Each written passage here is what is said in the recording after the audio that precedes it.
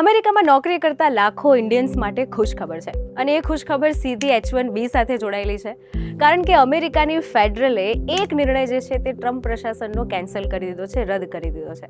શું છે ખુશખબર સમજીશું આજના વિડીયોમાં, પણ એ પહેલાં વીટીવી ડિજિટલની મારી ચેનલને સબસ્ક્રાઇબ કરી દેજો અને સાથે બેલ આઇકન દબાવી દેજો જેથી તમામ ઇમ્પોર્ટન્ટ અપડેટ્સ તમને પહેલા મળે.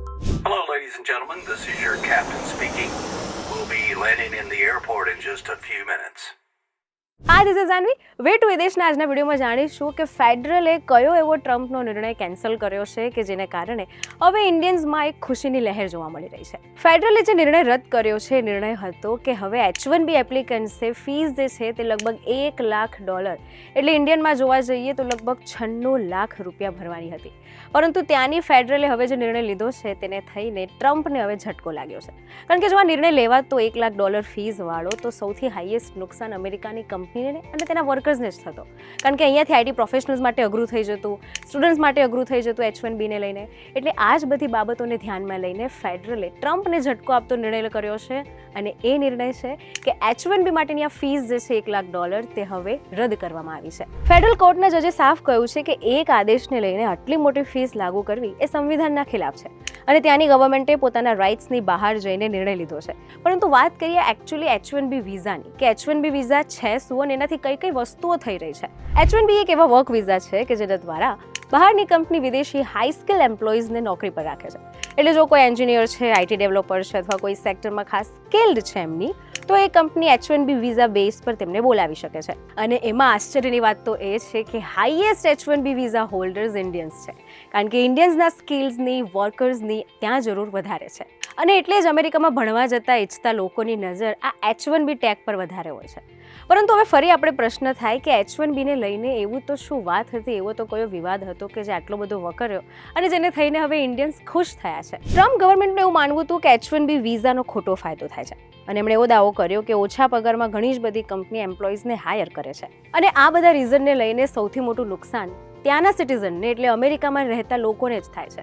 આ સાથે ત્યાંની ગવર્મેન્ટને એવું હતું કે જો અમેરિકામાં રહેતા લોકો જ અમેરિકાની કંપનીમાં જોબ નહીં કરે અને બહારથી જો વર્કર્સ આવશે તો એમની ડિમાન્ડ ઓછી થઈ જશે. અને એવું પણ એમને લાગતું કે કંપની હવે ઓછા પગારમાં એમના લોકોને ઇગ્નોર કરી દેશે અને બહારથી બીજા કોઈ વિદેશી એમ્પ્લોઈઝને હાયર કરી દેશે. આ બધા જ અટકળો એમણે બતાવીને એવું જણાવ્યું કે એના કારણે જો આપણે આપણા જ સિટીઝન્સને પ્રાયોરિટી આપીએ તો કેવું રહે. અને આ સાથે ફીસ વધારો પણ એટલા માટે કરવામાં આવ્યો હતો કે જો ફીસ વધી જાય, એપ્લિકેશન રેટ વધી જાય તો પછી કોઈ અપ્લાય જ ના કરે. જો કે આ નિર્ણયથી ઓલરેડી કંપનીએ વિરોધ કર્યો હતો. અમેરિકામાં સ્કિલ્ડ વર્કરની કમી છે, એવામાં રૂલથી નુકસાન અમેરિકાને જ થશે. આ સિવાય એજ્યુકેશન, હેલ્થ જેવા સેક્ટરમાં પણ ચિંતા જણાવી કે આ સેક્ટરમાં પણ વર્કરની કમી છે. આ વિવાદ એટલો બધો વકર્યો અને પછી ફેડરલ જજે નિર્ણય લીધો કે આ જે વાત છે અને H1Bના ફીસ વધારાની જે વાત છે તે રદ કરવામાં આવે છે. આ નિર્ણયમાં હાઈએસ્ટ ચર્ચામાં નામ છે જજ લિયો ટી સોરકિનનું. એક એવા ફેડરલ જજ છે કે જેમનું નામ ત્યાંની સરકારી નીતિઓને ગંભીરતાથી લેવા માટે કરવામાં આવે છે. ઓબામા દ્વારા તેમને ફેડરલ ડિસ્ટ્રિક્ટ જજ બનાવવામાં આવ્યા હતા, જેમના દ્વારા લેવામાં આવેલા નિર્ણયથી ટેક પ્રોફેશનલ્સ માટે પણ રાહત સાબિત થઈ છે. અને એક બહુ જ કોમન વસ્તુ સમજવા જેવી તો એ છે કે અમેરિકા પાસે હાઈ સ્કિલ્ડ વર્કર્સ નથી અને જે છે તે બધા જ ઇન્ડિયાના બેઝ છે. ઇન્ડિયાના સ્કિલ વર્કર્સનો રેટ હાઈએસ્ટ છે અમેરિકામાં. તો અમેરિકાની કંપનીને ખબર જ છે કે એમણે એમની કંપની ચલાવી હશે તો હાઈ સ્કિલ વર્કર ખાસ કરીને ઇન્ડિયન્સ એમને જોઈશે જ. આ જ બધા વિવાદની વચ્ચે ફેડરલ જજે નિર્ણય લીધો કે H1B માટેની આ ફીસ જે છે તે રદ કરવામાં આવે છે. પરંતુ આપણને ટ્રમ્પ ગવર્મેન્ટનું ખબર જ છે ક્યારે કયા નવા ઇમિગ્રેશન પ્રોસેસ આવે, કઈ રીતે અલગ અલગ સ્ક્રીનિંગ પ્રોસેસ થાય છે, સ્ક્રુટિની થાય છે, કઈ કઈ નવી પોલિસીઝ આવે છે, આ બધું કંઈ જ નક્કી નથી હોતું.